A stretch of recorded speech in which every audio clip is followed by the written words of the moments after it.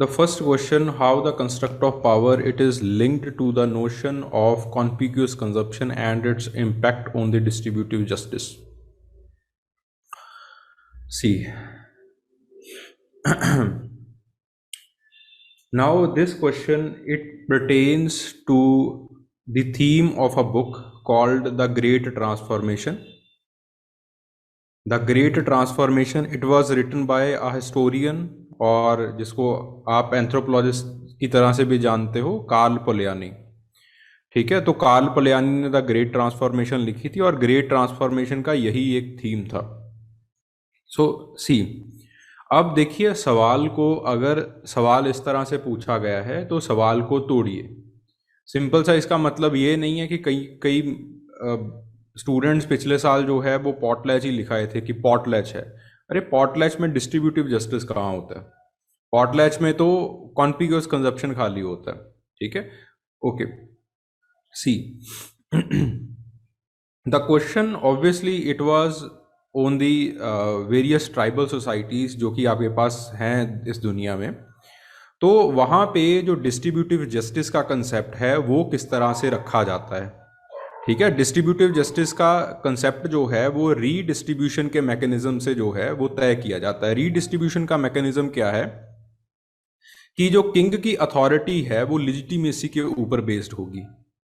ठीक है, जो आपके पास किंग की अथॉरिटी है वो लिजिटिमेट होगी। लिजिटिमेट का मतलब क्या है कि उसके पास जो है वो कोई स्पिरिचुअल ताकत, कहा जाएगा कि किंग के पास कोई स्पिरिचुअल ताकत है। जैसे अक्सर जो है वो किंग को कहा जाता है कि वो जो है वो सुल्तान जो है वो भगवान की परछाई है।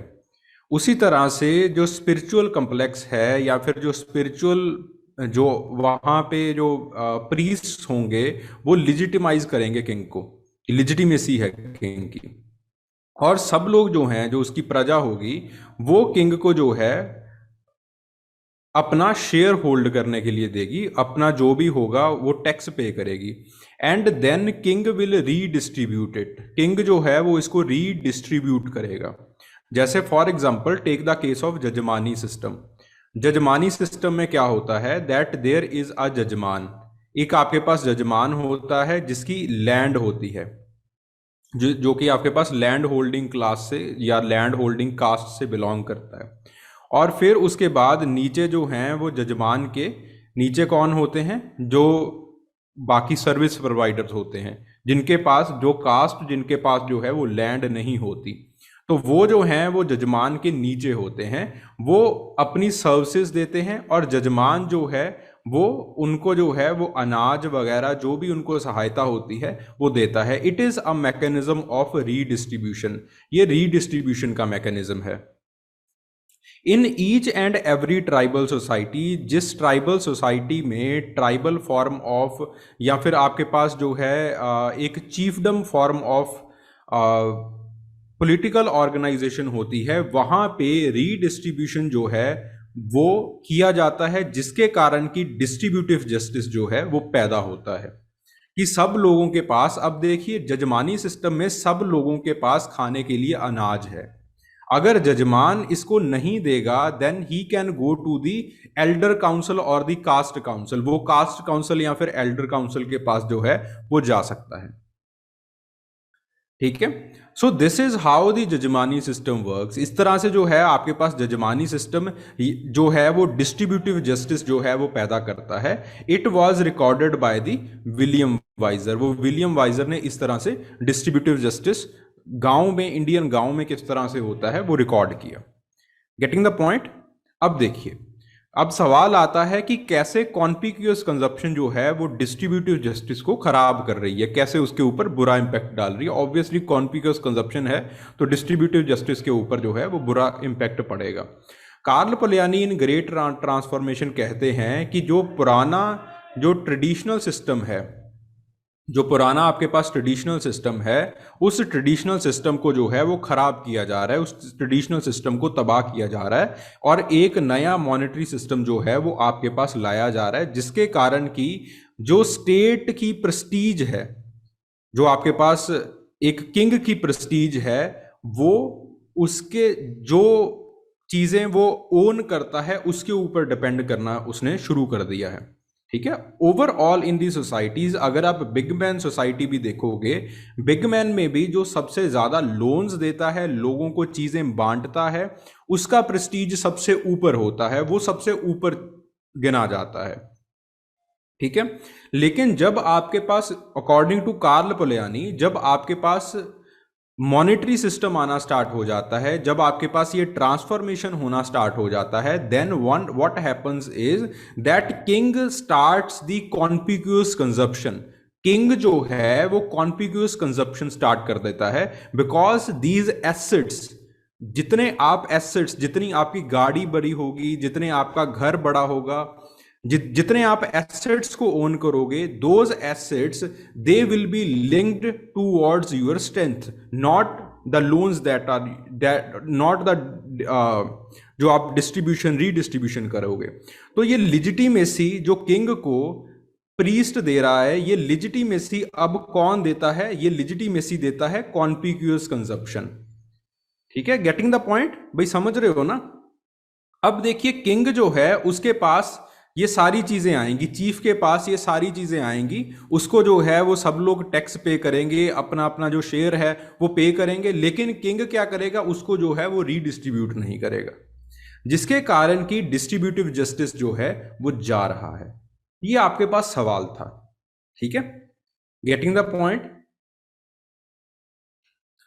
ये सवाल बहुत पहले भी पूछा जा चुका है। ये देखिए यहां पे, discuss the impact of globalization on tribal economy. ठीक है, ठीक है, discuss the impact of the globalization on tribal economy. Tribal economy के ऊपर क्या इसका इंपैक्ट पड़ा है? उसमें आप कहते हो कि जो जजमानी सिस्टम है वो तबाह हो गया। अब यही बात यहां पे पूछी जा रही है कि जजमानी सिस्टम कैसे तबाह हुआ और जजमानी सिस्टम की तबाही का इंपैक्ट क्या पड़ा है। इंपैक्ट यही है कि जो डिस्ट्रीब्यूटिव जस्टिस की बात है वो आपके पास अब नहीं रही। ठीक है, अब जजमान जो है वो लैंड ओनिंग कास्ट जो है वो ज्यादा से ज्यादा एसेट ओन करने की कोशिश करता है। समझ में आ गया? Everybody getting the point? So it was the theme of the great transformation, और थीम को ही थोड़ा सा जो है उन्होंने घुमा के जो है वो पूछ लिया। कॉन्टिग्यूअस कंजप्शन का मतलब होता है कि जब आप फालतू के एसेट्स ओन करना स्टार्ट कर देते हो, जैसे आपका घर तो 2 कमरों में भी चल जाएगा, ठीक है, आपका गुजारा तो 2 कमरों में भी हो जाएगा। अगर आप नुएर सोसाइटी में जाओ, जो ट्रेडिशनल नुएर सोसाइटी थी, उसके अंदर क्या होता था कि चीफ का एक बहुत सिंपल सा घर होता था, लेकिन चीफ का घर जो है उसके साथ प्रीस्ट का घर होता था, और प्रीस्ट उसको लिजिटिमाइज करता था कि ये जो आपके पास किंग है और जो आपके पास चीफ है, उसकी जो लिजिटिमेसी थी वो रिचुअल्स डिसाइड करते थे, वो स्पिरिट डिसाइड करती थी। ठीक है, लेकिन अब कॉन्टिग्यूअस कंजप्शन के चलते क्या है? कॉन्टिग्यूअस कंजप्शन का मतलब क्या है कि आप फालतू के एसेट्स ओन करना स्टार्ट कर देते हो, आप अपना बड़ा घर, बड़ा महल देखना स्टार्ट कर देते हो, क्योंकि जब स्टेट ऑर्गेनाइजेशन आती है या फिर जब आपके पास ग्लोबलाइजेशन आती है, then this contiguous consumption it is encouraged, उसको इनकरेज किया जाता है। अब ग्लोबलाइजेशन के कारण, स्टेट ऑर्गेनाइजेशन के कारण क्या हुआ है कि चीफ रीडिस्ट्रीब्यूट नहीं करता, रादर चीफ जो है वो लोगों के एसेट्स को ओन करता रहता है, उससे वो अपने घर बनाने की कोशिश करता है। अगर आप अब नुएर सोसाइटी में जाओगे तो चीफ का घर जो है वो सबसे बड़ा आपको दिखाई देगा।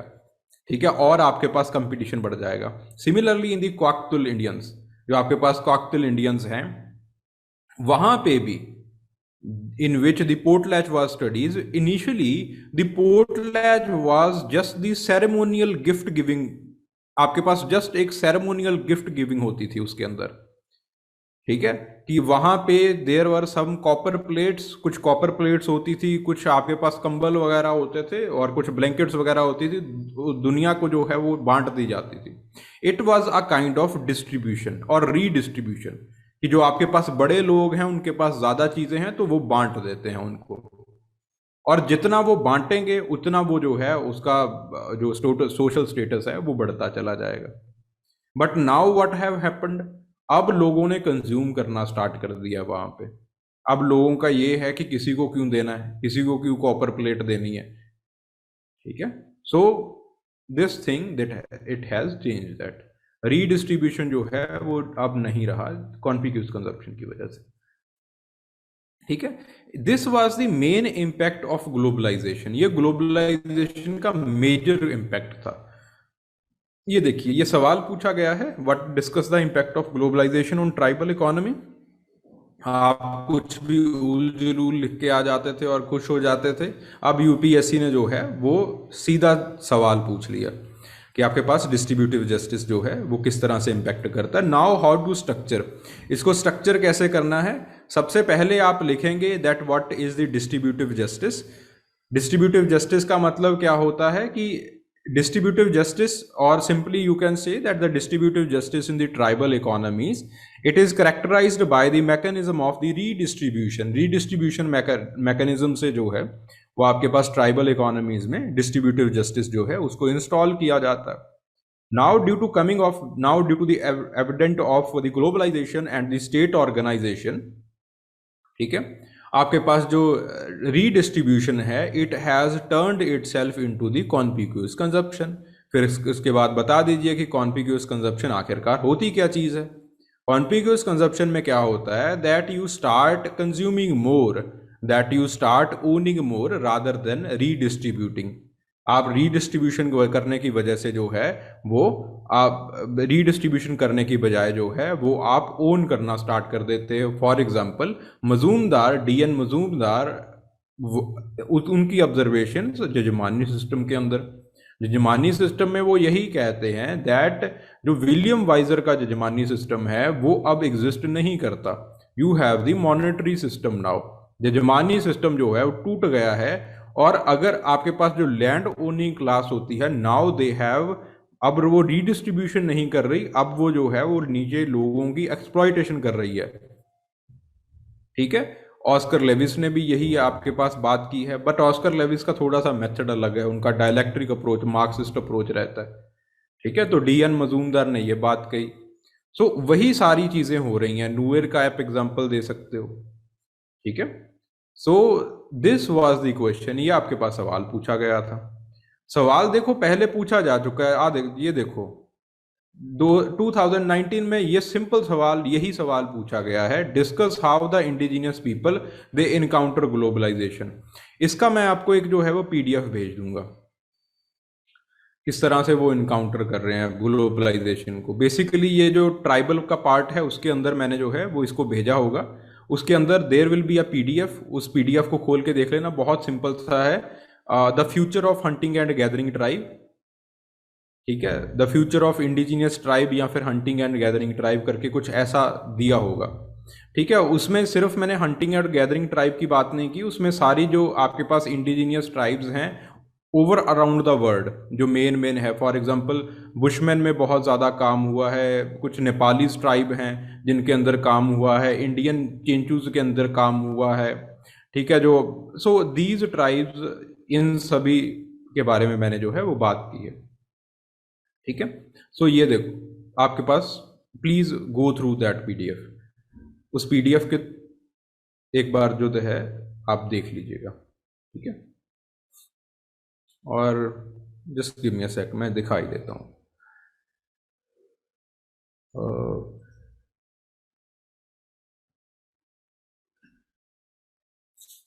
देर are two PDFs, impact of globalization on indigenous economy, एक ये है, ठीक है, impact of globalization on indigenous economy, एक बार जो है वो इसको देख लीजिएगा। इसके नीचे जो है वो मैंने 3 केस स्टडीज जो हैं वो लिखी हैं, प्लीज गो थ्रू देम, इसको देख लीजिएगा। एंड देन एक जो आपके पास है the future of hunting and gathering tribe, ठीक है, okay, how the land owning class use the modern machines like machine washing replacing the this can be used, yes this can be used, बिल्कुल, हाँ हाँ हाँ हाँ बिल्कुल कर सकते हो,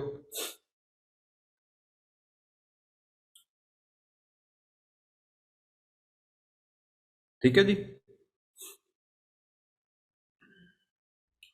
सो हाँ, so these case studies that you have to write, ठीक है। सो द ट्राइबल्स के अंदर live in the peripheral market system, they had different degree of exposure to the globalization and colonialization. The impact of the colonial rule, it was greatly determined by the indigenous customs. For example, Nandi और bushman के अंदर जो है वो आपके पास बहुत लोगों ने, बहुत सारे एंथ्रोपोलॉजिस्ट ने इसके ऊपर काम किया है।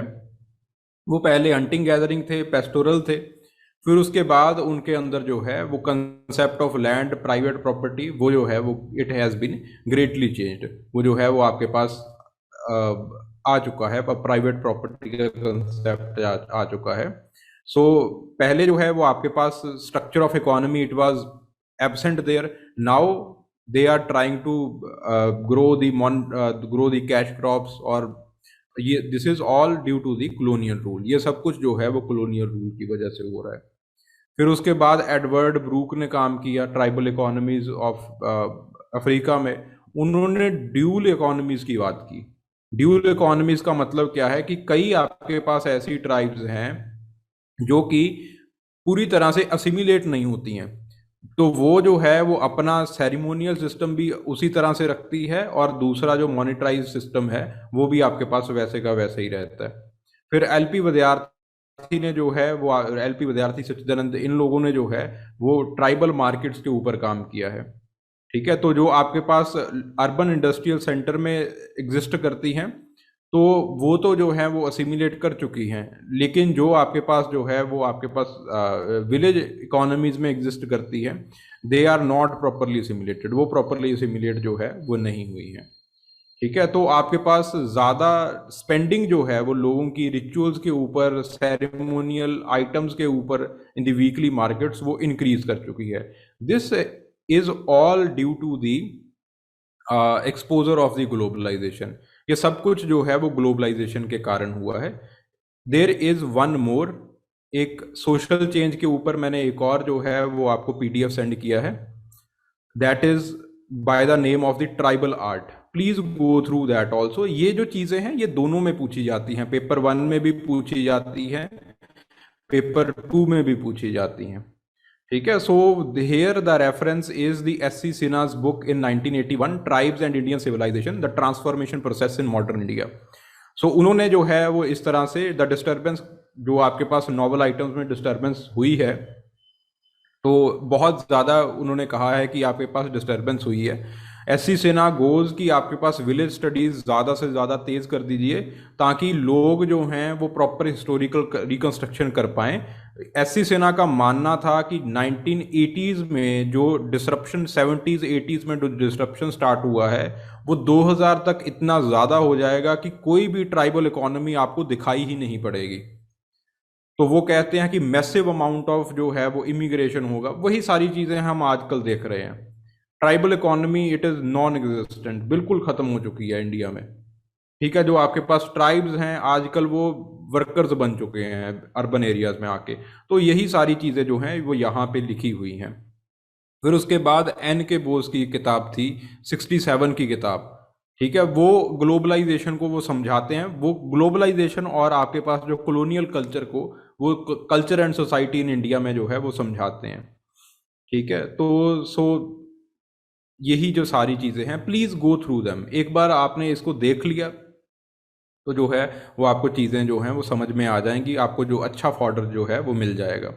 फिर उसके बाद अमीन ने स्टडी की थी 99 में। He gives a word the culture of selfishness. ये जो कीवर्ड है वो बार बार यूज करते हैं, कल्चर ऑफ सेल्फिशनेस। ये culture of selfishness is nothing the conspicuous consumption, ठीक है। वेम्बलन जो है वो इसको कॉन्पिग्यूअस कंजप्शन कहते हैं, उसी को ये कल्चर ऑफ सेल्फिशनेस कहते हैं, कि लोग जो हैं वो सब कुछ मोनोपलाइज करने के चलते जो हैं वो उस डायरेक्शन में हो गए हैं। फिर उसके बाद social organization and transformation, fifth ने काम किया है, मान ने काम किया है इसमें, ठीक है, कि आपके पास जो किनशिप ऑर्गेनाइजेशन है वो चेंज हो चुकी है। फिर उसके बाद अनीता मांझी ने काम किया है, उनकी किताब थी 2010 में, किताब काफ़ी रिसेंट आई है, और उसमें उन्होंने जो आपके पास किस तरह से मैट्रियार्ची इट इज़ चेंजिंग टू पैट्रियार्ची, पैट्रियार्ची किस तरह से जो बिहार की सोसाइटीज़ हैं और ट्राइबल सोसाइटी बिहार, झारखंड, छत्तीसगढ़ की ट्राइबल सोसाइटीज़ हैं, उनके अंदर पैट्रियार्ची किस तरह से स्ट्रांग होती जा रही है due to the Hindu absorption. तो वो जो किताब है the tribal culture continuity and change, वो उन्होंने लिखी।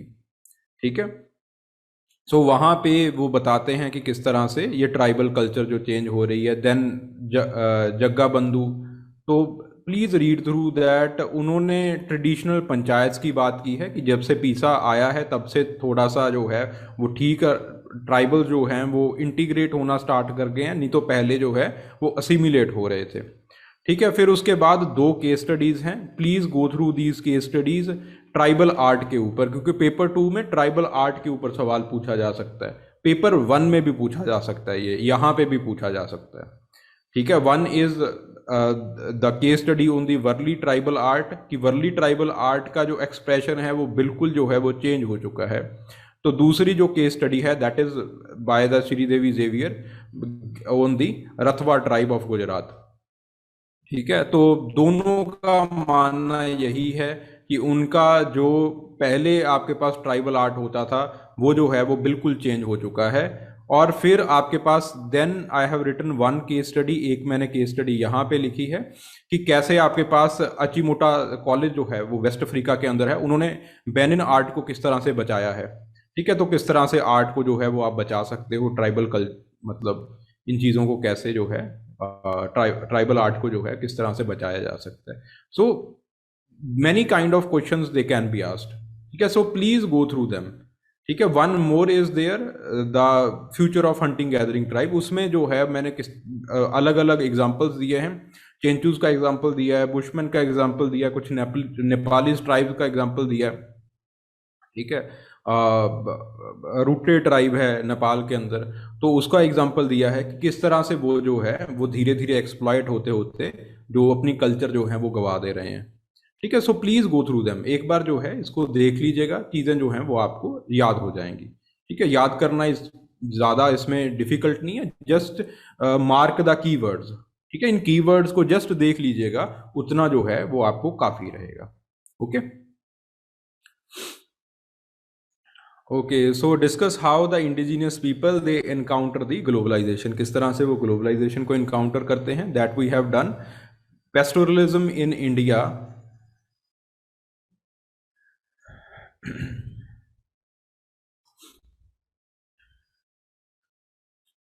ओके, हाँ, pastoral economy in India, so give these examples. फिर उसके बाद प्रिंसिपल ऑफ प्रोडक्शन क्या है इनका, प्रिंसिपल ऑफ डिस्ट्रीब्यूशन क्या रहता है। ठीक है, principle of distribution and consumption they are same, so please go through them, एक बार जो है वो इनको देख लीजिएगा। ठीक है, टोडाज हैं यहाँ पे, जो पेस्टोरल इकोनॉमी है it is around buffaloes, Bhotias हैं it is around cattle and sheep, Rabaris हैं it is around cattle. So the principle of production क्या रहता है, ठीक है, आपके पास पॉलिटिकल ऑर्गेनाइजेशन इनके अंदर क्या रहती है, please go through them. Principal of distribution and consumption क्या रहता है। ठीक है, सो इसी तरह से जो है वो आपको चीज़ों को लिखना है। ठीक है, सिर्फ ये लिख देने से काफ़ी नहीं होगा कि इनके अंदर इतने लोग होते हैं, भैंस बकरियां ये चलाते हैं, प्रॉपरली इन चीज़ों को जो है वो देखिए। डेमोग्राफी क्या है, नोमैडिक डेमोग्राफी है, technology milking, churning, meat cutting, इस तरह की टेक्नोलॉजी ये यूज़ करते हैं। Division of labour it is basis on the sex and secondary division जो है वो एज के ऊपर होती है। जो इनकी ओनरशिप होती है वो आपके पास स्मॉल हर्डिंग ग्रुप्स होते हैं। ठीक है, देन आपके पास लीडरशिप किस तरह से होती है। ठीक है, सो अमंग बेडियंस, खान्स कहा जाता है बेडुअन्स के अंदर लीडर्स को, सरदार, इस तरह से आपके पास जो वॉरफेयर टाइप लीडरशिप है वो इनके अंदर होती है। The religion it is ancestor worship. Okay, then the principle of distribution, principle of distribution it is done around reciprocity, वो रेसिप्रोसिटी के अराउंड होता है। सो दीज थिंग्स, और आपके पास जो लाइफस्टाइल है वो सेडेंटरी लाइफस्टाइल होता है, ये सारी चीज़ें आपको लिखनी है। फिर उसके बाद लास्ट में यू हैव टू राइट कि आपके पास ड्यू टू ग्लोबलाइजेशन ये जो इंडिजिनियस ट्राइब्स हैं, ये जो आपके पास इंडिजिनियस कल्चर है वो धीरे धीरे खत्म होता जा रहा है, माइग्रेशन हो रही है, माइग्रेशन के चलते ये सारी चीज़ें एस सी दुबे ने जो है वो लिख रखी हैं। ठीक है, तो आपके पास जो है वो माइग्रेशन होता जा रहा है, माइग्रेशन चलते they are going to the urban areas, और वहाँ पे वो जो लोग हैं वो जो लेबराइट्स हैं, इंडस्ट्रियल लेबराइट्स जो हैं वो बनते जा रहे हैं और अपना जो कल्चर है वो अबेंडन करते जा रहे हैं। ठीक है, सो दुबे की ये जो बातें हैं वो लिख सकते हो आप। हर इंडिजिनियस इकोनॉमी जो है वो आप दुबे की ये बातों को लिख सकते हो। ठीक है जी। सो इस तरह से जो है कोई भी पूछा जाता है आपको, पेस्टोरल के बारे में पूछा जाता है, पेस्टोरलिज्म इन इंडिया के बारे में पूछा जाता है, या फिर पेस्टोरल ट्राइब्स इन इंडिया के बारे में पूछा जाता है, तो you can conclude it by this. ठीक है, आप इस तरह से जो है वो इसको कंक्लूड कर सकते हो। देन हाँ, so write the characteristics of the hunting and gathering economy. Hunting and gathering economy के आपको करेक्टरिस्टिक्स लिखने हैं। ठीक है, प्लीज इस पेज नंबर के ऊपर चले जाइएगा, आपको हंटिंग एंड गैदरिंग इकोनॉमी जो है वो मिल जाएगी। ठीक है, वहाँ पे जो है वो उसके आपने करेक्टरिस्टिक्स लिखने हैं, जैसे पेस्टोरलिज्म के अंदर लिखा वैसे ही है बिल्कुल, और वैसे ही आपको जो है वो कंक्लूड करना है कि ये करेक्टरिस्टिक्स धीरे धीरे जो है वो जाते जा रहे हैं ग्लोबलाइजेशन के कारण। ठीक है, with the help of the appropriate example explain the various form of the exchange system. Example का मतलब क्या है, you can write in short. अगर आपके पास सिंपल टाइम नहीं है, तो अगर आपके पास टाइम है तो आप जो है वो प्रॉपरली लिख सकते हो। ठीक है, मोड्स ऑफ एक्सचेंज ही पूछे थे ना, क्या पूछा था?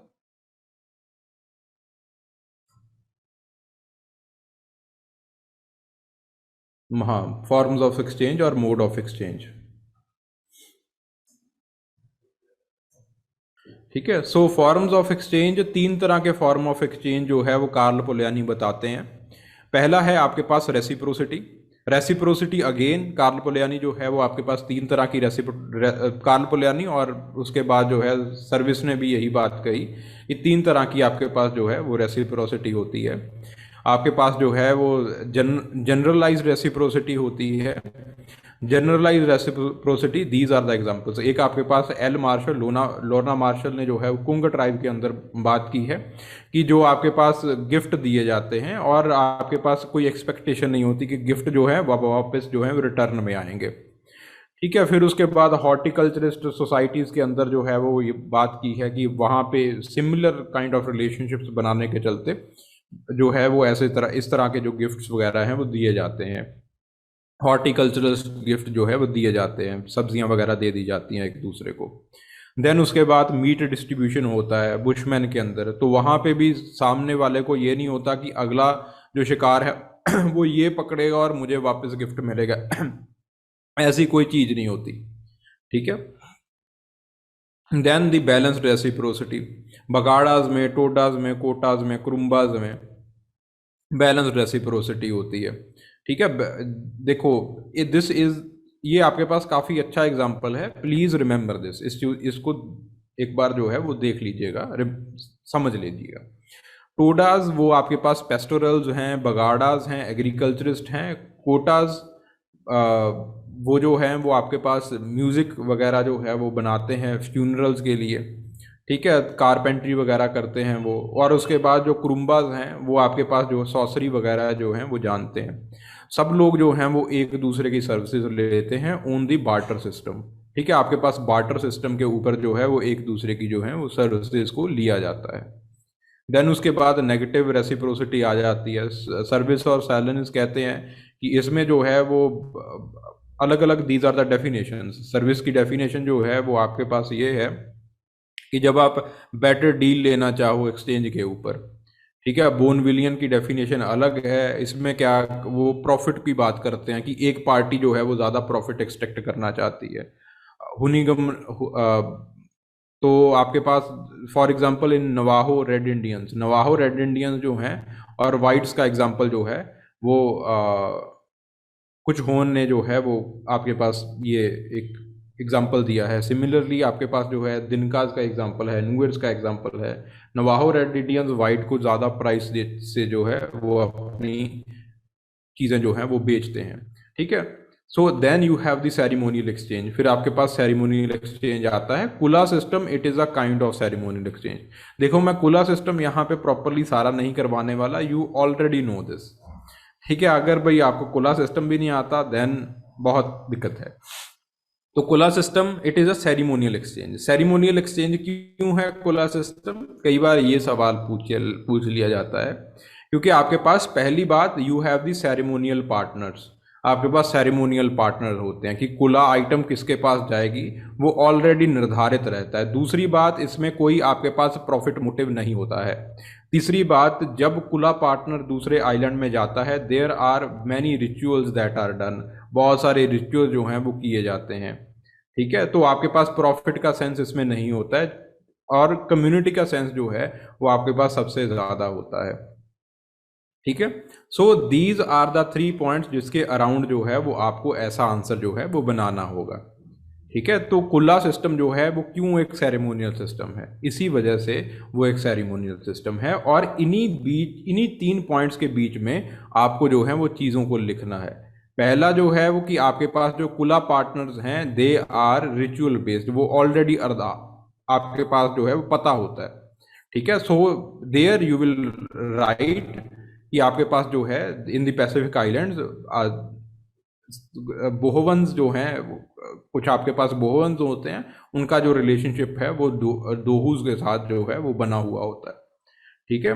और जो आपके पास दूसरा है कि प्रॉफिट मोटिव नहीं होता। प्रॉफिट मोटिव में कि आपके पास जो ऑब्जेक्ट है वो नॉन यूटिलिटेरियन होते हैं, और सुलावो मवाली जो है वो अलग अलग डायरेक्शन में मूव करते हैं एज इट इज़, जैसे जो है वो आपके पास कल्चर या फिर जैसे जो आपका ट्रेडिशन जो है वो निर्धारित करता है, ठीक है। सुलावो क्या होते हैं, मलावी क्या होते हैं, इनकी मार्केट वैल्यू नहीं होती कोई, इसको जो है वो बेच नहीं सकते, ये कुला पार्टनर्स के होते हैं, ठीक है। फिर उसके बाद आपके पास देन जो तीसरा पॉइंट कि आपके पास जो है बहुत सारे रिचुअल्स किए जाते हैं।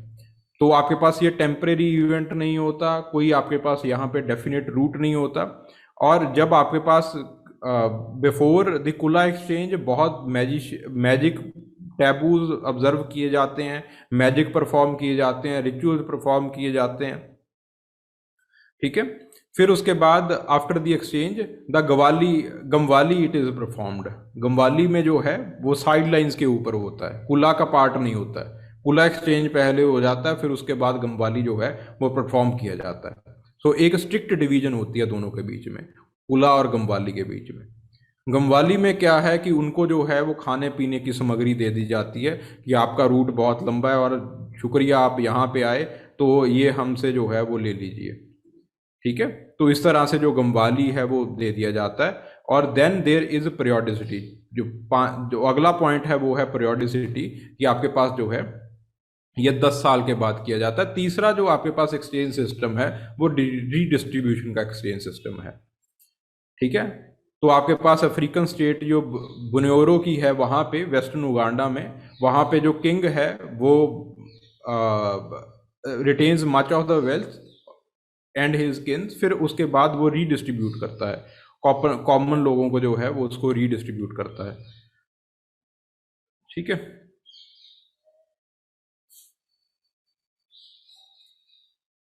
सो these are the theories of redistribution. अगर रीडिस्ट्रीब्यूशन के ऊपर पर्टिकुलरली कोई सवाल आ जाए तो ये आपके पास थ्योरीज हैं, ठीक है। एलमन सर्विस की पहली थ्योरी है कि ये जो आपके पास है एक कोऑर्डिनेशन मैकेनिज्म बनाने के लिए रीडिस्ट्रीब्यूशन किया जाता है। मेरविन हैरिस की ये थ्योरी है कि एग्रीकल्चरल सोसाइटी में आपको लोगों की ज़रूरत पड़ती रहती है, क्राइसिस को मैनेज करना पड़ता है, तो आपके पास जो है वो रीडिस्ट्रीब्यूशन मैकेनिज्म एक अच्छा मैकेनिज्म होता है, ठीक है। फिर बुएंस ऑफ मेलेनेशिया में it is also a redistribution, इसका रीडिस्ट्रीब्यूशन का एग्जाम्पल है कि जो पिग का मांस है वो बांट दिया जाता है, ठीक है। And then trade it is also a kind of exchange system. Trade भी आपके पास जो है वो एक एक्सचेंज सिस्टम है, okay.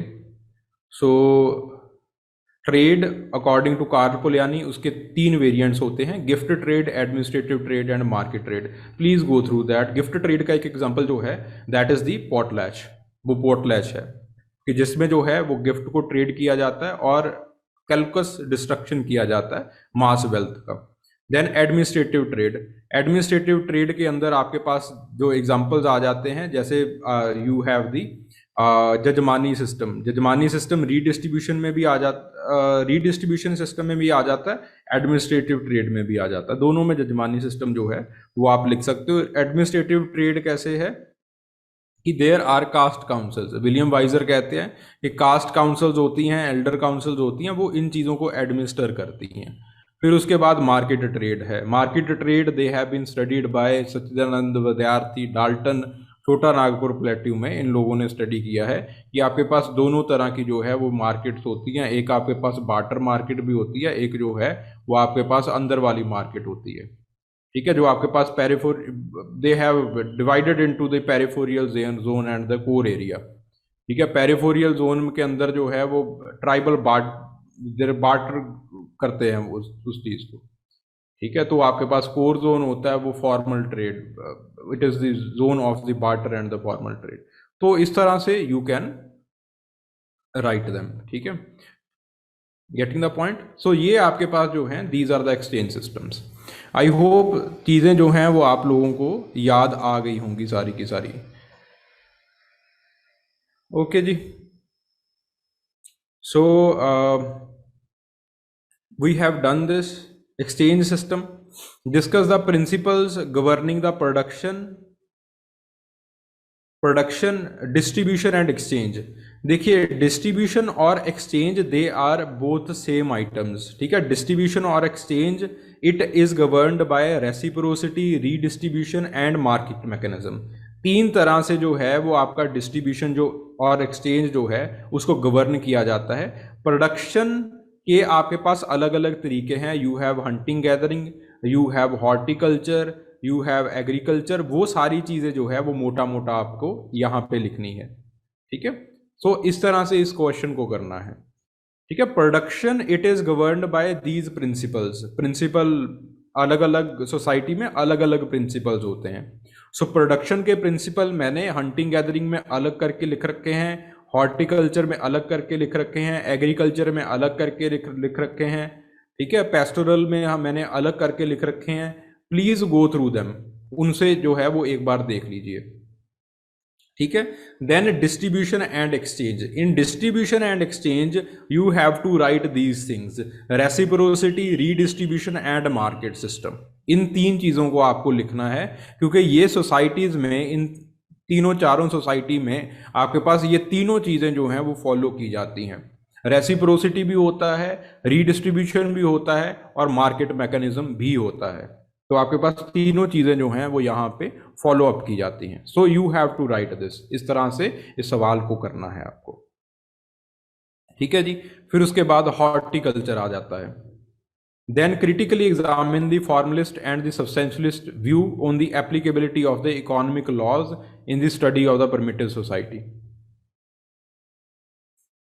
Please go through them, एक बार जो है इन चीज़ों को देख लीजिए कि आपके पास substantialist view it was given by Malinowski, Karl Polanyi, G Dalton, Bohannan, और आपके पास जो फॉर्मलिस्ट व्यू है वो रेमंड फिर्थ, हर्स्कोविट्स और बुर्लिंग ने दिया था, ठीक है। आपके पास फॉर्मलिस्ट का व्यू क्या है और सब्सटेंशियलिस्ट का व्यू क्या है। पहले हम जो है वो आपके पास फॉर्मलिस्ट का व्यू देखते हैं। फॉर्मलिस्ट कहते हैं that man is the rational economic man, कि एक आपके पास होमो इकोनॉमिकस है। होमो इकोनॉमिकस का मतलब क्या होता है कि इंसान जो है वो इकोनॉमी में ज़्यादा इंटरेस्टेड रहता है, वो अपनी प्रॉफिटेबिलिटी को जो है वो इम्पॉर्टेंट एस्पेक्ट कंसिडर करता है डे टू डे का, ठीक है। तो आपके पास रैशनलिस्ट इकोनॉमिक मैन का सब्सटेंशियलिस्ट पोजीशन जो है वो आपके पास सब्सटेंशियलिस्ट पोजीशन ये है कि रैशनल इकोनॉमिक मैन नहीं है, होमो इकोनॉमिकस नहीं है, वो होमो सोशियोलॉजिकस है।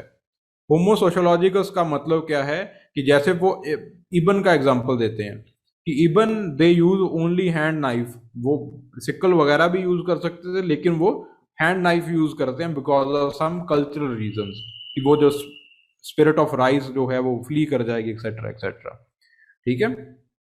जो फॉर्मलिस्ट पोजीशन है कि मैन जो है वो रैशनल मैन है, वो सेल्फ इंटरेस्ट के लिए जो है वो काम करता है, अपने डिसीजन बनाता है। Then there is the position of scarcity, scarcity के ऊपर दोनों का मतभेद है ठीक है, इस तरह से आपको ये डिबेट को लिखना है। That these are the principle, पहला प्रिंसिपल है मैन्स नेचर, नेचर का प्रिंसिपल। नेचर कौन सी है, होमो इकोनॉमिकस की नेचर है या फिर होमो सोशियोलॉजिकस की नेचर है, पहले आपको इस चीज को बताना है। फिर दूसरा भाग लिखोगे, दूसरा पार्ट लिखोगे जिसमें आपको वो बताना है कि आपको प्रिंसिपल ऑफ स्कार्सिटी के ऊपर दोनों के मतभेद क्या है। सब्सटेंशियलिस्ट का पोजीशन क्या है कि जो स्कार्सिटी है वो सोशली डिफाइंड होती है। फॉर्मलिस्ट का मत क्या है कि आपके पास जो स्कार्सिटी है वो इकोनॉमिक प्रोडक्शन के ऊपर डिपेंड करती है।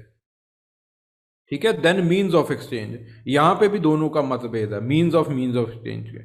ठीक है, तो आपके पास जो है, और principle of means of exchange में सब्सटेंशियलिस्ट का मत क्या है कि आपके पास जो है वो livelihood in the simple society वो मार्केट एक्सचेंज के ऊपर नहीं होती, वो दो चीजों के ऊपर होती है, रीडिस्ट्रीब्यूशन और रेसिप्रोसिटी के ऊपर। और जो लोगों का ध्यान है वो लॉन्ग टर्म रिलेशनशिप्स में होता है। और जो दूसरे का मत है, फॉर्मलिस्ट का मत है, वो ये है कि यहाँ पे आपके पास जो सिंपल इकोनॉमीज होती हैं वहां पे मीन्स ऑफ एक्सचेंज जो है वो मनी बन जाती है, और आपके पास जो है वो मार्केट सिस्टम जो है वो डोमिनेंट मीन्स ऑफ एक्सचेंज बनता है, चाहे वो ट्राइबल मार्केट ही क्यों ना हो। ठीक है, फिर उसके बाद चॉइस की कंसेप्ट। तो आपके पास फॉर्मलिस्ट का व्यू है कि देयर इज स्कार्सिटी, और जिस चीज की स्कार्सिटी होती है उस चीज को जो है वो जो आपके पास सोसाइटी जिस चीज को बताती है उस चीज को जो है वो मैन जो है वो, सॉरी, सब्सटेंशियलिस्ट का ये व्यू है कि आपके पास स्कार्सिटी जैसी कोई चीज नहीं होती, आपके पास जो सोसाइटी डिटरमाइन करती है उस चीज को जो है वो मैन जो है वो चूज करेगा। फॉर्मलिस्ट का व्यू है कि जो चीज स्कार्स हो जाएगी इंसान जो है वो उसके पीछे भागेगा। Then types of economy. ठीक है, तो आपके पास जो है वो फॉर्मलिस्ट कहते हैं कि आपके पास एक इकोनॉमिक सिस्टम होता है जहाँ पे प्रोडक्शन, डिस्ट्रीब्यूशन और डिमांड होती है। ठीक है, सप्लाई और डिमांड होती है। सब्सटेंशियलिस्ट कहते हैं कि दो तरह की इकोनॉमीज होती हैं, one is the empirical economy जो आजकल आप देखते हो, दूसरी होती है फॉर्मल इकोनॉमी। इंपीरिकल इकोनॉमी का मतलब है सिंपल एंड प्रिमिटिव सोसाइटीज के अंदर जो इकोनॉमीज होती हैं। फॉर्मल इकोनॉमी का मतलब क्या है कि जो फॉर्मलिस्ट बताते हैं इस चीज को। ठीक है, तो इस तरह से इन चीजों को लिखना है। मनी एंड ट्रेड के ऊपर मतभेद हैं, खैर इतना जो है वो करने की जरूरत नहीं है। फिर उसके बाद नियो मार्क्सिस्ट से जो है वो टेरी, फ्रीडमैन, इन लोगों ने जो है वो कहा है कि अलग अलग सोसाइटीज़ के अंदर अलग अलग सिस्टम्स हैं, आप जो है वो इतना बड़ा नहीं बना सकते, इतना बड़ा पॉजिटिविज्म नहीं डेवलप कर सकते। अलग अलग सोसाइटीज़ में अलग अलग सिस्टम्स हैं, और उनको जो है वो एक कन्फ्लिक्ट मैकेनिज्म से, एक डायलैक्ट्रिक एंड डायनेमिक मैकेनिज्म से जो है वो आपको जो है स्टडी करना पड़ेगा, क्योंकि फॉर्मलिस्ट और सब्सटेंशियलिस्ट जो है दोनों चीज़ें जो हैं वो कन्फ्लिक्ट कर रही हैं एक दूसरे के साथ। तो ये जो है वो आपके पास आपको लिखना है इसके अंदर। ठीक है, then the differentiate between the economic and the economics and economic anthropology.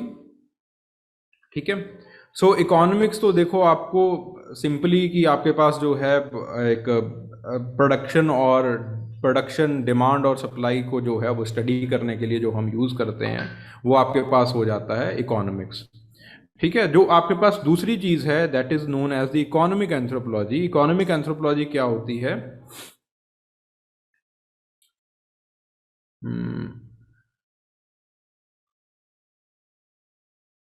Okay, हाँ ये रही। ठीक है, इकोनॉमिक एंथ्रोपोलॉजी। ठीक है, economic anthropology it describes, analyses and interprets the economic life of people in the socio cultural context. यहाँ पे socio cultural context जो है वो अलग अलग होता है। फिर्थ की डेफिनेशन देख लेना, नाश की डेफिनेशन देख लेना। Economic aspect of the social relatives, नाश की डेफिनेशन है जो सब सिस्टम है, इकोनॉमिक लाइफ एज अ सब सिस्टम, की उसको एक सब सिस्टम की तरह मानते हैं। फिर उसके बाद स्कोप क्या होता है इकोनॉमिक एंथ्रोपोलॉजी का, this is important. The anthropology of subsistence systems, anthropology of economic history, anthropology of primitive economies, anthropology of peasant economies, urban economies, entrepreneurship, business economy, anthropology of economic holism, then the economic development। तो मोटा मोटा जो है वो इन चीज़ों को, इन सब branches को जो है आगे मैंने लिख रखा है। Please remember them. इसमें होता क्या है, सिर्फ एक लाइन के अंदर मैंने बताया है कि क्या होता है और उसके बाद किन लोगों ने इसके अंदर जो है वो काम किया है। Okay, so please go through them, एक बार जो है वो इन चीज़ों को देख लीजिएगा।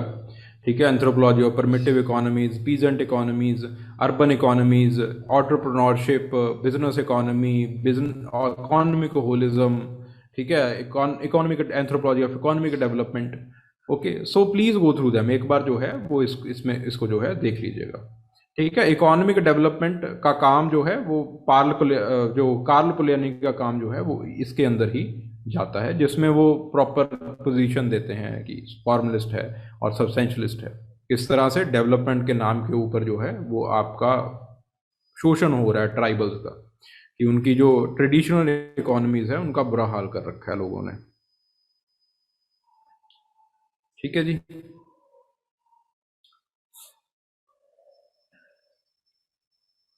So discuss the different modes of exchange in the simple societies with the examples। ठीक है, अलग अलग मोड्स ऑफ एक्सचेंज बताने हैं, that we have already done भाई। ठीक है, मोड्स ऑफ एक्सचेंज हमने ऑलरेडी कर लिए हैं ऊपर ही। आपके पास कार्ल पोलैनी ने 3 तरह के मोड ऑफ एक्सचेंज बताए। ठीक है, जो सब पार्ट्स हैं, जो जैसे फॉर एग्जांपल रेसिप्रोसिटी का सब पार्ट है, that is given by service, वो सर्विस ने दिया है। ठीक है, with examples you can tackle that question, examples के साथ इस सवाल को जो है वो आप टैकल कर सकते हो। Critically examine the debate between the formalist and substantialist. ठीक है, उसी तरह से आप एक प्रिंसिपल लिखोगे, दोनों का मत क्या है उसके ऊपर, उसको एक एक लाइन में लिख दोगे। फिर एक प्रिंसिपल लिखोगे, दोनों का मत क्या है उस चीज के ऊपर, फिर प्रिंसिपल लिखोगे, दोनों का मत क्या है उस चीज के ऊपर। तो इस तरह से लिखना है, ये इस तरह से एग्जामिनेशन होता है। क्रिटिकल एग्जामिनेशन इस तरह से करना है कि दोनों जो हैं वो एक दूसरे को कैसे काटते हैं। ठीक है जी। What stage it is known as the incipient stage of the food production. Obviously आपके पास न्यूलिथिक और एग्रीकल्चर, इसको हम कहते हैं incipient stage of food production, क्योंकि चीज़ें जो हैं वो चेंज हो गई। ठीक है, तो जो भी आप चाइल्ड वगैरह की बातें लिखते हो, वो सारी जो है जीवी चाइल्ड की बात जो है वो यहाँ पे लिख देना कि आपके पास रेवोल्यूशन आया एग्रीकल्चर के कारण, तो इसीलिए उसको जो है वो इंसिपिएंट फूड प्रोडक्शन की जो है एक स्टेज माना जाता है। Point out the major features of this cultural stage. ठीक है, वही जो मैंने एग्रीकल्चर के अंदर जो चीज़ें लिखी हैं, वही प्रोडक्शन की चीज़ें जो हैं वो आपको, प्रोडक्शन और डिस्ट्रीब्यूशन की जो चीज़ें हैं वो आपको, रीडिस्ट्रीब्यूशन की चीज़ें वो इसके अंदर जो है वो लिखनी है। और primary according to Marvin Harris and according to Service, आपके पास जो है वो प्राइमरी रीडिस्ट्रीब्यूशन मैकेनिज्म जो है एज अ एक्सचेंज मैकेनिज्म, वो आपके पास एग्रीकल्चर में स्टार्ट हो जाता है। इस चीज़ को प्लीज़ लिख देना, क्योंकि दोनों ने अपनी अपनी थ्योरीज लिख रखी हैं रीडिस्ट्रीब्यूशन की। And the theories of redistribution they also can be asked, एक बार जो है वो हल्का सा उसको देख लीजिएगा।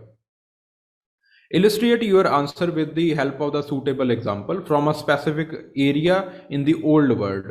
ठीक है, आपके पास ये सवाल क्या है कि कहाँ पे जो है वो आपके पास एग्रीकल्चर स्टार्ट हुई। It start in the Natufian culture, ये नाटूफियन कल्चर में स्टार्ट हुई है। देखिए 2010 में यहाँ से भी सवाल आ चुका है। ठीक है, so that is why I always say कि प्रीवियस ईयर क्वेश्चन जो है यूपीएससी में कुछ भी है, ठीक है, आपके पास चाहे प्री है, चाहे मेंस है, चाहे ये है ऑप्शनल है, तो उसमें प्रीवियस ईयर क्वेश्चन को जरूर करके जाइए, उसको इन डेप्थ उसका एनालिसिस कीजिए। प्रीवियस ईयर क्वेश्चन कर दिए आपने तो आधा जो है 80% काम आपका हो चुका, वो हो जाता है, क्योंकि एग्जामिनर प्रीवियस ईयर क्वेश्चन को ही पकड़ता है और एग्जामिनर प्रीवियस ईयर क्वेश्चन को देख के ही चीज़ों को डालता है। ठीक है, तो देखिए नाटूफियन कल्चर के ऊपर जो है वो सवाल आ गया। Okay, Natufian culture it is divided into 4 parts. उसको फर्स्ट, सेकंड, थर्ड और फोर्थ पार्ट में जो है वो डिवाइड किया जाता है। फोर्थ पार्ट खैर नाटूफियन में नहीं मिलता है आपको इतना, टर्की में जो है वो ज़्यादा मिलता है। The first part it is जब आपके पास एग्रीकल्चर जो है वो वाइल्ड सीड्स को आपने जो है वो बीजना स्टार्ट किया। ठीक है, it in the area of the Natuf, जो आपके पास इजराइल और जॉर्डन का एरिया है, उसके अराउंड जो है वो आपने वाइल्ड सीड्स को बीजना स्टार्ट कर दिया। In this stage you have no pottery, you have no proper habitations, आपके पास प्रॉपर हैबिलेशंस नहीं है। Your life as usual it is sedentary life, आपके पास जो है सेडेंट्री लाइफ है। And the microliths they are found here, जैसे आपके पास मीजोलिथिक कल्चर में मिलते हैं। ठीक है, नाटुफियन कल्चर का मैं आपको दे दूंगा, एग्रीकल्चर का मैं प्रॉपर हैंड आर्कियोलॉजी का मैं आपको प्रॉपर हैंड आउट दूंगा, उसमें ये सारी चीज़ें मेंशन्ड है ऑलरेडी।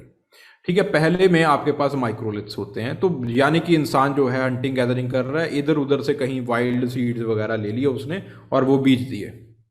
दूसरे है the second stage, it is known as the aceramic stage. ठीक है, असिरामिक स्टेज। असिरामिक स्टेज वो स्टेज होती है जिसके अंदर इंसान एग्रीकल्चर तो करना स्टार्ट कर देता है, हल्की फुल्की एग्रीकल्चर करता है, जितना वो इधर उधर से रूट्स वगैरह बनती हैं प्लांट की, वो रूट उखाड़ के खा जाता है। ठीक है, यानी कि आपके पास स्टोरेज फैसिलिटी वहां पे नहीं मिली, that is the Natufian two, second stage है उसकी, that is the aceramic stage, उसके अंदर आपको पॉटरी नहीं मिली। ठीक है, थर्ड स्टेज है जो आपके पास सिरामिक स्टेज है, जिसके अंदर पॉटरी का डेवलपमेंट आपको दिखाई देता है। तो इंसान ने पॉटरी बनानी स्टार्ट कर दी, बट स्टिल इंसान जो है वो पूरी फॉर दी पूरे थ्रू आउट दी सीजन्स वो काम नहीं कर रहा है। कभी वो एग्रीकल्चर कर लेता है, एग्रीकल्चर बीज वगैरह बो के वो कहीं भेड़ बकरियां चराने चला जाता है। So pastoralism as well as agriculture that is found. ठीक है, तो ये जो है वो आपको यहाँ पे मिलता है। तो आपके पास जो है this is the ceramic stage. Fourth stage जो है, जो आपके पास आपको नाटूफ में इतनी नहीं मिली, but it is there in Turkey, Turkey के अंदर मिली है आपको। वहां पे एक सबसे पहला विलेज का डेवलपमेंट आपको दिखाई देता है। तो इस तरह से चार स्टेजेस जो हैं वो आपको यहाँ पे लिखनी है, नाटूफिन कल्चर की चार स्टेजेस है। ठीक है जी, these you have to write, मैं आपको एक हैंड आउट दे दूंगा इसका। ठीक है, जब आर्कोलॉजी होगी वहां पे हैंड आउट आपको मिल ही जाएगा, नहीं तो पर्टिकुलरली मैं नाटोफियन कल्चर का हैंड आउट बना के आपको दे दूंगा, कोई इशू नहीं है। ठीक है, देन आपके पास आता है ट्रेड एंड बार्टर। ठीक है, trade and barter we have already done. भाई बार्टर सिस्टम एक बार देख लीजिएगा, इसमें जो है वो चीज़ें पूछी जा सकती हैं। So trade, tribal markets and barter system. Barter system, they you have the silent barter. Silent barter में प्लीज रिमेंबर दिस, सिमैंग सकाई का जो एग्जांपल है इसको जो है वो देख लीजिएगा। सिनहाल आपके पास वेडास का एग्जांपल है, श्रीलंका में वो साइलेंट बार्टर जो है वो करते हैं। ठीक है, प्लीज गिव एग्जांपल्स। ठीक है, तो फिर उसके बाद जो जजमानी सिस्टम है, विलियम वाइजर ने उसको भी जो है एक exchange system in the form of barter जो है वो रखा है। ठीक है, और एक और जो बार्टर का एग्जांपल है that is in the Nilgiri hills, please remember that, उसको भी जो है वो याद कीजिएगा। ट्राइबल मार्केट्स में भी बार्टर यूज होता है। सो इस सवाल को लिखना कैसे है कि सिंपली आपको जो है पहले ट्रेड के बारे में बताना है कि आपके पास गिफ्ट ट्रेड होता है, एडमिनिस्ट्रेटिव ट्रेड होता है और मार्केट ट्रेड होता है। गिफ्ट ट्रेड का एक एग्जांपल है पॉटलैश, उसमें भी पैसा नहीं चलता, उसमें भी जो है वो गिफ्ट जो है वो आपको देने होते हैं, कैलकुलेट करना होता है कि सामने वाले ने कितने गिफ्ट दिए, मैं आगे अगली बार जो इससे ज़्यादा कॉपर प्लेट, इससे ज़्यादा ब्लैंकेट दूंगा। It is also a kind of barter, ये भी आपके पास जो है वो एक तरह का बार्टर आ जाता है। फिर एडमिनिस्ट्रेटिव ट्रेड जैसे जजमानी में है। ठीक है, मॉडर्न टाइम्स में यार बहुत कम एग्जांपल्स हैं बार्टर के। मॉडर्न टाइम्स में आप बार्टर का जो ये गिफ्ट एक्सचेंज होता है, शादियों में गिफ्ट एक्सचेंज होता है, वो बार्टर का एग्जांपल है। शादियों में आप पैसे थोड़ी ना देते हो, यही कैलकुलेट करते हो कि गिफ्ट एक्सचेंज क्या है। ठीक है, तो उसके बाद एडमिनिस्ट्रेटिव ट्रेड। ठीक है, हाँ एक और जो मॉडर्न टाइम्स में जो एलपी विद्यार्थी ने किया है, सच्चिदानंद ने किया है, वो ट्राइबल मार्केट्स में किया है कि ट्राइबल मार्केट्स में अभी भी कहीं ना कहीं जो है वो बार्टर चल रहा है। ये है एक एग्जांपल बार्टर का। ठीक है, छोटा नागपुर प्लेट्यू में वो उन्होंने काम किया और वहाँ पे वो बताते हैं कि बार्टर चल रहा है वहाँ पे। ठीक है, सो एडमिनिस्ट्रेटिव ट्रेड जैसे जजमानी सिस्टम हो गया, अब तो खैर जजमानी सिस्टम वगैरह नहीं है। Then the market trade, tribal markets में वही चीज़ें जो हैं वो कोर मार्केट्स और बार्टर जो है उस तरह से लिखना। तो बार्टर को अलग से जो है वो दो तरह से डिफाइन किया, साइलेंट बार्टर और जो आपके पास जो जजमानी सिस्टम। ठीक है, विलियम वाइजर वाला। ठीक है, सो ओके।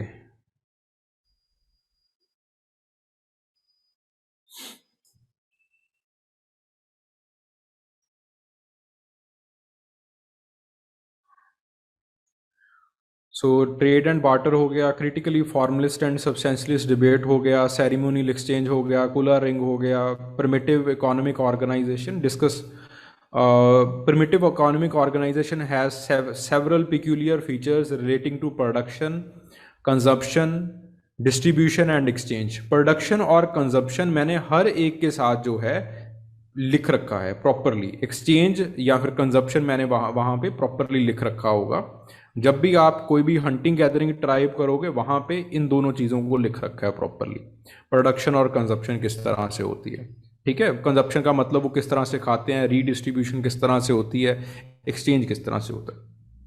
देन उसके बाद जो है डिस्ट्रीब्यूशन और एक्सचेंज के अलग अलग मेथड्स क्या हैं, that you have to write, उसको जो है वो आपको लिखना है। डिस्ट्रीब्यूशन एंड एक्सचेंज के वही आपके पास जो तीन आपके पास बेसिक प्रिंसिपल्स हैं, दैट वर दी यहाँ पे जो हमने किए हैं, reciprocity, redistribution and market mechanism. तो इन चीज़ों को आपने जो है वो लिखना है।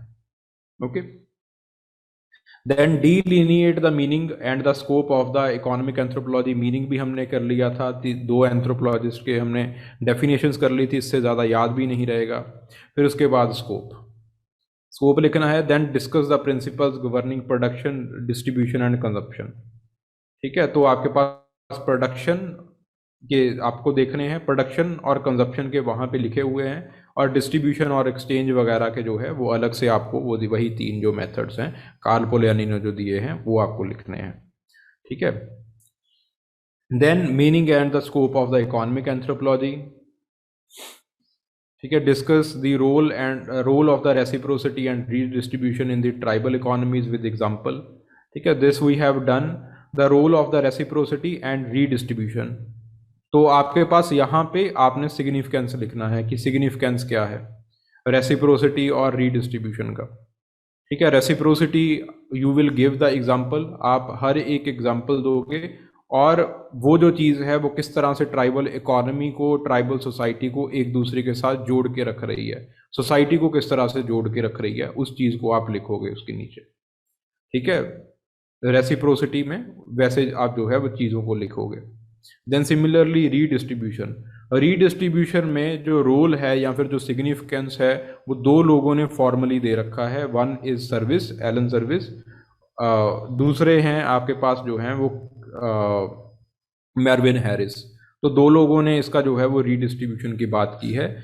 जो आपके पास reciprocity, again Karl Polanyi and service, उन्होंने जो है वो रेसिप्रोसिटी की बात की है कि रेसिप्रोसिटी जो है वो किस तरह से ट्राइबल सोसाइटीज, उसका रोल क्या है ट्राइबल इकोनॉमीज का। रेसिप्रोसिटी अगेन 3 पार्ट्स में डिवाइडेड है। जर्नलाइज रेसिप्रोसिटी इकोनॉमी को आपस में जो है वो सॉलिडेरिटी में बांध के रखती है। जैसे बुशमैन के अंदर होता है कि कालाहारीज में मीट वो अगर ज़्यादा मीट हो तो वो साथ वाले को दे देते हैं। तो इस तरह से जो साथ वाला जो आपके पास जो आपका नेबर होता है वो स्टाव नहीं करता है। ठीक है, उसकी जान बची रहती है। फिर उसके बाद जो है वो there is the barter system, आपके पास बार्टर सिस्टम है, द बैलेंस्ड रेसिप्रोसिटी जिसको आप कहते हो। So balanced reciprocity again you will give the example of the Nilgiri hills with the help of economics.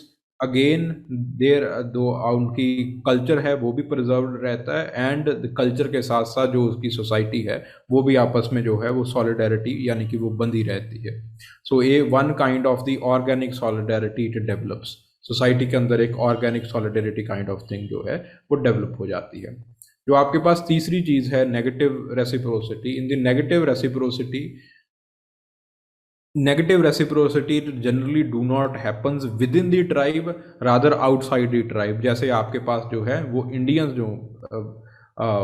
जो आपके पास the indigenous Indians in the America, वो जो है वो वाइट्स को ज़्यादा दाम लगाते हैं।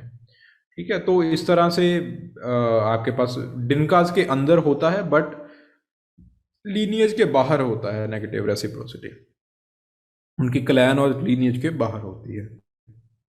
ठीक है, सो इस तरह से आपकी नेगेटिव रेसिप्रोसिटी से प्रॉफिटेबिलिटी जो होती है वो बनती रहती है। देन रीडिस्ट्रीब्यूशन का वी हैव डन कि रीडिस्ट्रीब्यूशन के एलन सर्विस और मेरविन हैरिस ने 2 थ्योरीज देके उसका जो रोल है वो समझाया, उसकी यूटिलिटी समझाई है। ठीक है, दैट यू कैन राइट, उन चीज़ों को जो है वो आपको लिखना है। ठीक है जी। How does the customary law it functions in the tribal society, customary law किस तरह से फंक्शन करता है ट्राइबल सोसाइटीज़ में। Now we do not have time, भाई कल हम करने की कोशिश करेंगे इन चीज़ों को, ठीक है, क्योंकि सवाल काफ़ी ज़्यादा हैं। दो जो हैं वो आपके पास पड़े हैं चैप्टर्स, आज सिर्फ एक ही चैप्टर हुआ है हमसे, ठीक है, इकोनॉमिक एंथ्रोपोलॉजी। तो प्लीज़ गो थ्रू दैट, आप एक बार जो है वो चीज़ों को देख लीजिएगा। तो कल हम 2 चैप्टर्स करने की कोशिश करेंगे, the political organization and the religious organization, ठीक है। फिर उसके बाद आपकी थ्योरीज आ जाएंगी। थ्योरीज जनरली जो है वो सारी की सारी मैंने ऑलरेडी कवर कर रखी हैं, मुझे नहीं लगता कि थ्योरीज में कोई आपको दिक्कत आएगी। अगर कोई दिक्कत है देन वी विल डिस्कस, ठीक है। Okay, anybody having any kind of doubt, भाई किसी का कोई डाउट हो? Everything is clear? भाई सब कुछ क्लियर है? ओके ओके, चलिए, ठीक है।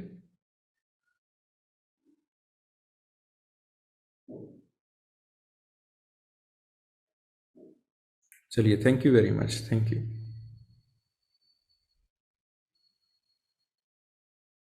Okay, thank you very much, thank you.